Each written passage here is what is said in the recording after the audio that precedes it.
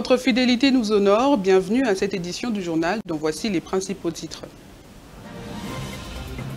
Tuerie des Congolais par l'armée rwandaise à Goma. Les inhumations ont commencé ce mercredi alors que le bilan s'élève à un peu plus de 3000 morts. L'initiative de réduction du train de vie des institutions en faveur des FRDC engagées au front contre l'ennemi, telle que prise par le chef de l'État, est accueillie à bras ouverts par tous avec le souhait de voir le président de la République pousser l'action plus loin jusqu'au dernier personnel politique. Et puis la voirie urbaine à Kinshasa, un véritable défi pour l'exécutif provincial. L'avenue Victoire, dans sa partie de la municipalité de Kasavubu, est devenue l'ombre d'elle-même, au grand regret des usagers en cette période pluvieuse. Le constat de nos reporters dans ce journal. La charpente de ce journal dressé, voici l'étoffement. D'abord cette nouvelle, guerre d'agression, le bilan des tueries opérées par l'armée rwandaise à Goma est revu à la hausse. Près de 3000 morts déjà selon les statistiques provisoires de l'ONU, qui a annoncé hier mardi 4 février. La Croix-Rouge a entamé ce mercredi l'inhumation d'une centaine de corps sans la présence des familles. Détail avec Steve Boniemé. Pour cette première journée d'enterrement de victimes de la barbarie rwandaise à Goma, les équipes de la Croix-Rouge ont procédé à l'inhumation des corps sans la présence de leurs familles dans le cimetière. Le ramassage de dépouilles se poursuit et près de 2000 corps ont déjà été enterrés. Il y a 900 autres dans le morgue et plusieurs corps en état de décomposition à l'aéroport et à la prison de Goma, souligne l'ONU qui alerte sur la rupture des sacs mortuaires. Les services de santé craignent des épidémies après cet acte génocidaire du Rwanda. L'OMS recommande l'enterrement rapide de dépouilles pour prévenir les épidémies. Cette opération intervient après que des voix se soient levées pour alerter sur l'état des morts dans les diverses morgues, sans compter ce qui jonchait le rue du chef-lieu de la province du Nord-Kivu depuis plusieurs jours. Dans un état d'esprit de guerre pour y faire face, on assiste à plusieurs propositions de recettes pour en finir. D'aucuns appellent déjà au remaniement de l'actuel gouvernement au regard de la gravité de la situation. Un nouveau gouvernement, mais avec quel ministre pour élever les défis? Tentative de réponse dans ce récit d'Ebenezer Bwanga. Alors que le RDC continue de subir l'agression rwandaise sur son territoire, la situation fait appel à des actions de grande envergure et cela ne peut passer que par un gouvernement aussi déterminé, travaillant dans ce sens et s'affirmant comme tel. Il est vrai que dans l'équipe souminois, l'on note certaines démarcations positives. Malheureusement, selon plusieurs analystes, elles ne suffisent pas. Un pourcentage les plaçant en bas de l'échelle, ne donnant pas accès à la mesure et au poids du fardeau sécuritaire sur l'équipe, plongeant les Congolais dans l'opacité et la perplexité qui n'est dit mot. Hélas, pour cette question, le gouvernement souminois traduirait donc un échec de cette guerre. Une réalité que d'aucuns estiment être anormale étant donné les contextes dans lesquels la RDC se trouve.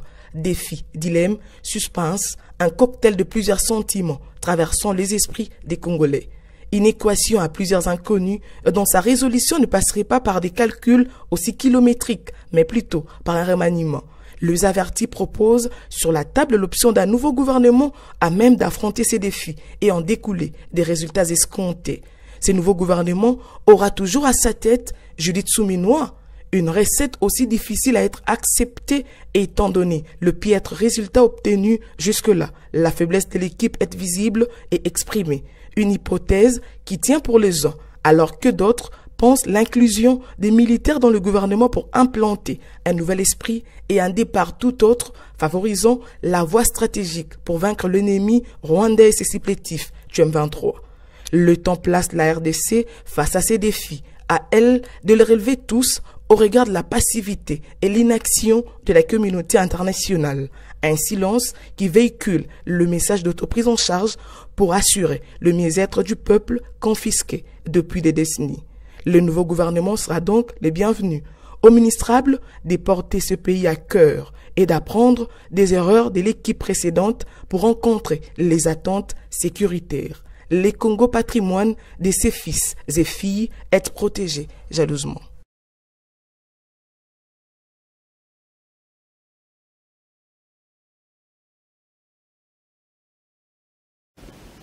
À sa plénière de cette session extraordinaire tenue mardi à Kinshasa, le Sénat a examiné la situation sécuritaire dans l'est du pays et proposé un plan de sortie de crise. La Chambre haute du Parlement a qualifié les tueries perpétrées par l'armée rwandaise de violations flagrantes de la souveraineté et une menace à la paix et à la stabilité de l'Afrique entière. Regardez. Convoqué sur demande du président de la République conformément aux dispositions de l'article 111, alinéa 1 de la Constitution et l'article 84, alinéa 1 du règlement intérieur de la Chambre haute du Parlement, cette session extraordinaire a été une réalité au Sénat. Le président du Sénat a souligné que la situation qui prévaut dans l'est de la République démocratique du Congo, caractérisée par l'occupation d'une partie de son territoire par le Rwanda, sous couvert des supplétifs du M23 FC, commande à ce que le Parlement joue pleinement son rôle pour des solutions idoines. Jean-Michel Samalukonde a salué par ailleurs la mémoire de toutes les victimes tombées sous la barbarie du Rwanda et ses supplétifs dans la ville de Goma, tout en condamnant ce qu'il qualifie des actes ignobles violant la souveraineté de la République démocratique du Congo et la passivité de la communauté internationale. À l'en croire, depuis son accession à l'indépendance, le pays est la cible d'un complot international nourri par la convoitise de richesses inestimables qui regorgent notre sol et sous-sol. Malheureusement, cette bénédiction naturelle a engendré une spirale des conflits qui ressurgit à chaque étape cruciale de notre évolution politique.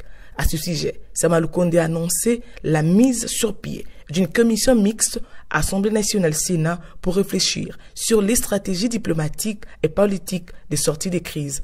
Du côté du Sénat, cette commission comprend les membres des commissions de défense et sécurité, relations extérieures, ainsi que sociaux et culturels et genre et famille.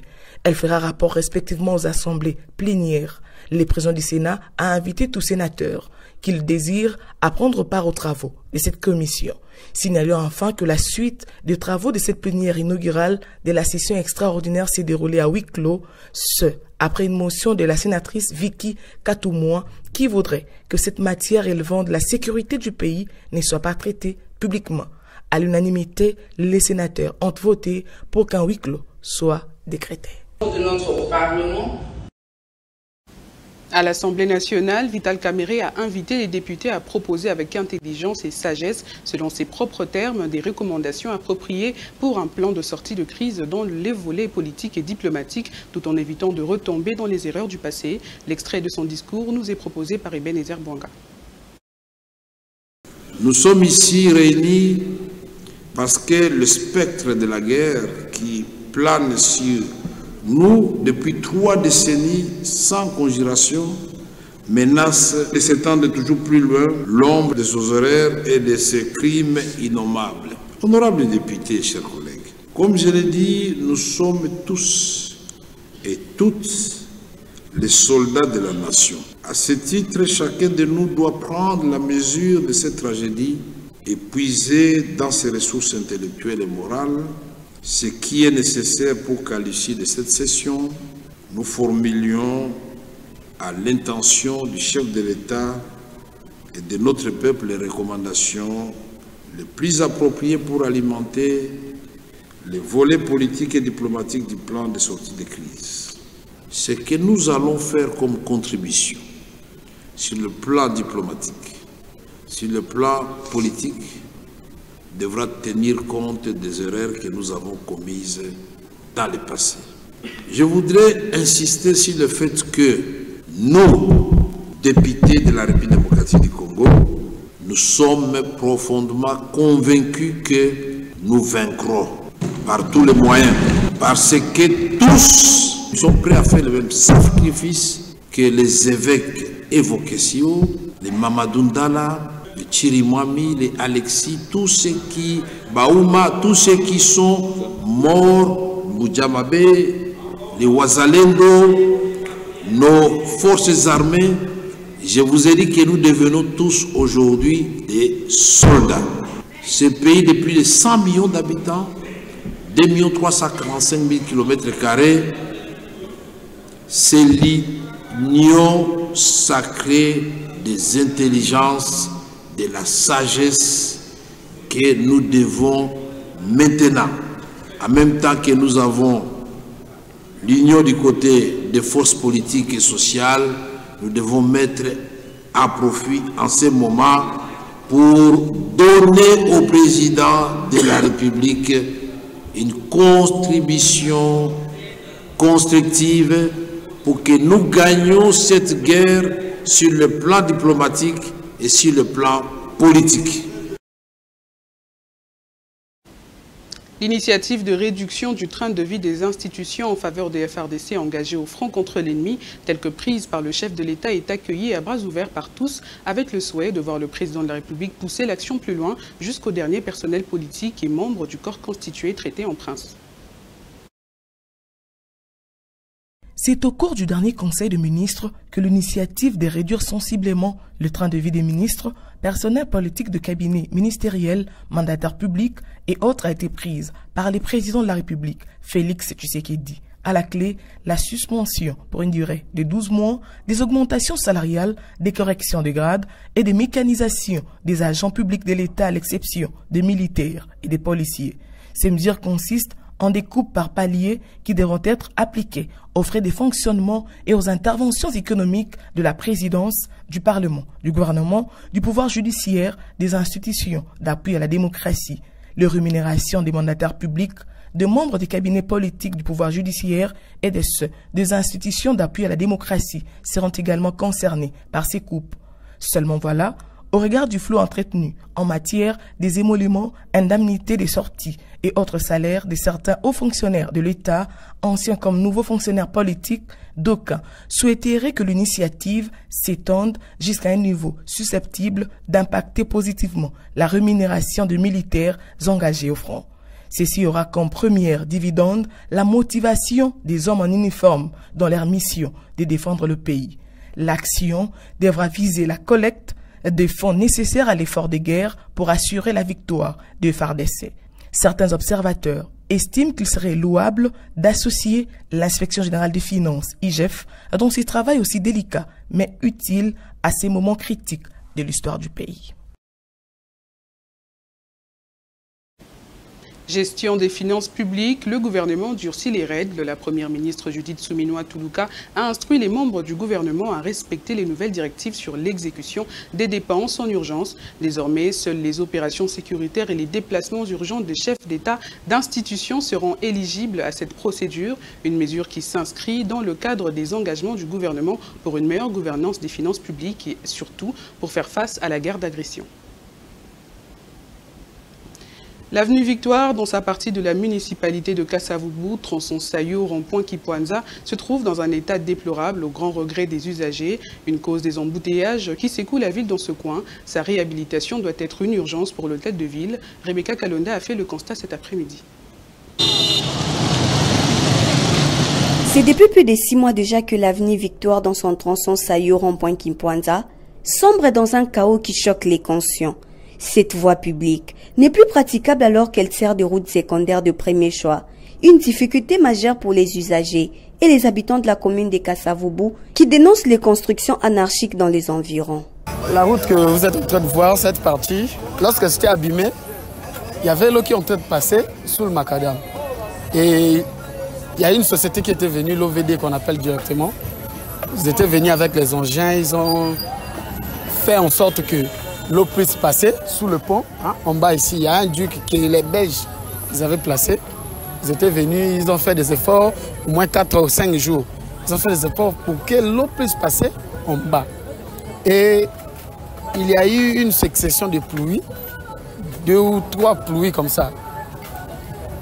Les sables que vous voyez du chantier, les 2 chantiers qui sont là, c'est ça qui a causé que l'endroit puisse être bouché. Dans les caniveaux appropriés qui peuvent faire passer de l'eau, ça a bouché.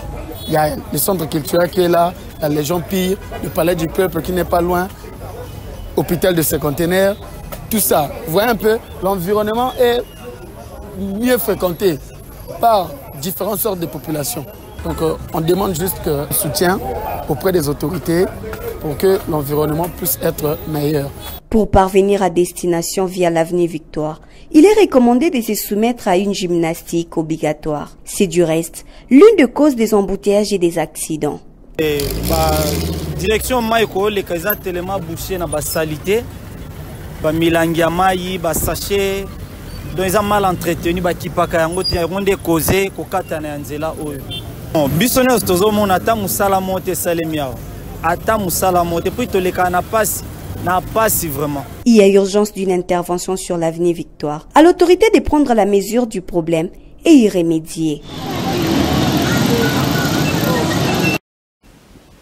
En sport, les portes de la troisième et dernière fenêtre des éliminatoires d'Afro-Basket 2025 seront ouvertes du 21 au 23 février. Après leur performance exceptionnelle lors de la deuxième fenêtre à Dakar au Sénégal, les Léopards messieurs basketball se préparent à relever un nouveau défi pour se qualifier au tournoi final.